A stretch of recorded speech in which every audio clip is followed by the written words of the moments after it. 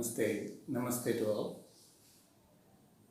I'm trying to give an insight about Ayurveda and its principles today. It's just like a basic introduction. Uh, so, if you have questions and if you think this is somewhat useful, then I'd like to continue this series. I am Dr. Prasanna Kakunje. I have studied my Ayurveda from India and from Koppa, Arur Lakshmi Narayan Rao Memorial Ayurvedic Medical College in Karnataka. And then I did my MD for 3 more years from Government Ayurveda Medical College, Mysore. I completed my graduation in Ayurveda in 2002 and post-graduation MD in 2005, and has been practicing in various places like Mysore, Shivamogga in Karnataka, India, and then I went to Thailand for 4 years. In Bangkok, I was working with the Oriental, Mandarin Oriental, and then I worked in Mangalore, Kerala, and then I'm running my own consultancy firm and clinic in India, Mudbidri, Mangalore, Karnataka, since 2013. So it has been a great journey into the world of Ayurveda, and the more I got to learn, the more humble I became. I still feel that I need to study more, and it is a vast and very deep science about how to live healthy. So that's where I feel very much gratitude that I got so lucky to study this science, and I feel this is a science which is required for everybody. Everyone should learn this science, not to become a doctor and treat others, maybe even for their own life and for a healthy life, and also for their families. This knowledge can be used.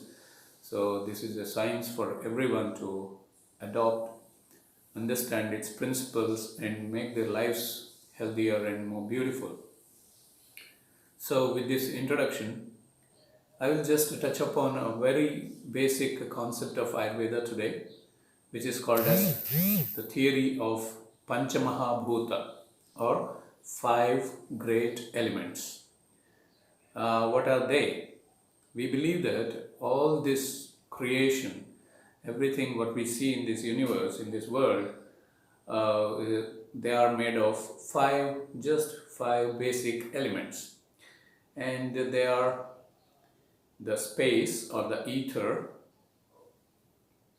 and the second one is the air, and the fire, water, and earth, the earth. So it is space, air, fire, water, and earth. These 5 are the basic elements which constitute everything in this universe.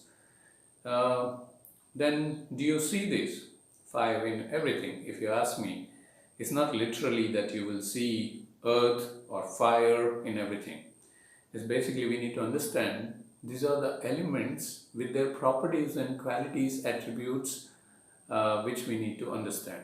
For example, space is something where there is a lot of energy, but no matter or material particles you see in space or the ether. That is what is space element.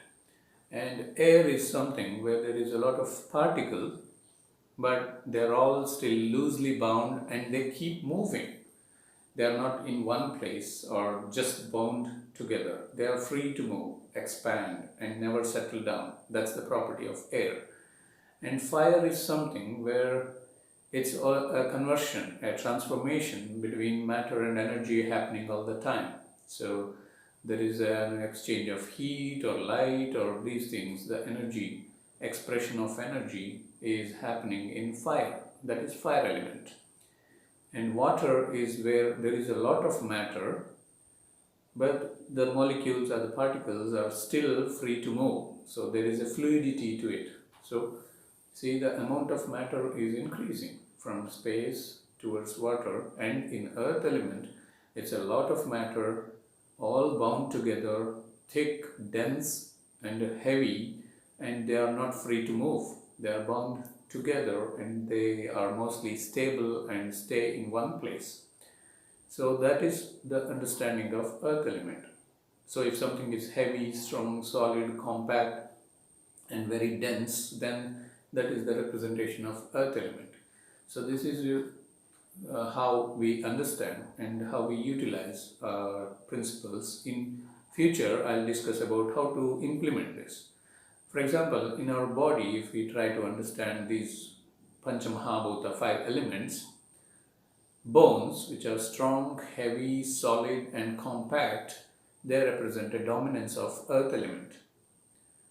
Yeah, and when they lose this earth element to, say, space and air, the same bone undergoes transformation, degeneration, like osteoporosis, where it is not so dense or it's not so heavy, strong anymore. It can break easily, it becomes fragile and porous. And in our body, muscles and soft tissues, they represent a combination of earth and water. Earth and water. So it is solid, yet it is soft, and there is a movement, fluidity, stretchability to it. So muscles can stretch, they can move. So that is because of the water element. And then fire is represented by body temperature, metabolism, digestion, all transformations happening where there is a release of energy, where there is energy is required. Energy is taken or utilized or released when a transformation has to happen. So that's representation of fire. And then air is represented by all the gases, gaseous molecules, and the breath we take, all of that, they represent air. And space is nothing but cavities or the spaces like sinuses or oral cavity or the space in the skull or in the bone, yeah, and in the bowel, in the stomach, intestines, all of that, all the spaces. So, and this is not just applicable only like this at a gross level. We can apply even at a cellular level. That's the beauty of it. Like even in a cell, a tiny cell, you can see the earth element as solid particles, cell wall and all of that. And then there is a fluid that is representing the water element. And then there is mitochondria, energy release and exchange happening, all of that representing the fire. There are gaseous particles, gaseous molecules in the cell representing air. And there are vacuoles and spaces, and the cell itself has a space in which everything is, occupied. So all of that representing space element. And it is also said that space element is required for even a cell division and expansion. So anything to grow, there is a space element required. Like if you study embryology, in that also you see this. There is a space happening and created and for the division to happen also. So this is the beauty of these principles, that you can observe this and apply, implement this everywhere. Like outside, if you see a hard wood, then that is a dominance of earth element. And if you keep that wood outside, then it loses its earth element slowly over the time. And then it becomes occupied by space and air, so it becomes more fragile, just like how I explained for the bones.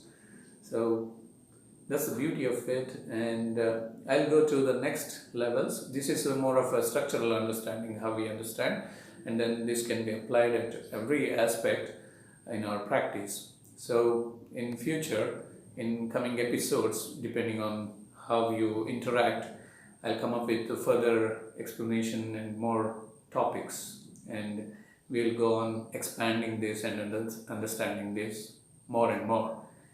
Thank you. Thank you for interest in learning science for your healthy life. Thank you and welcome to the world of Ayurveda.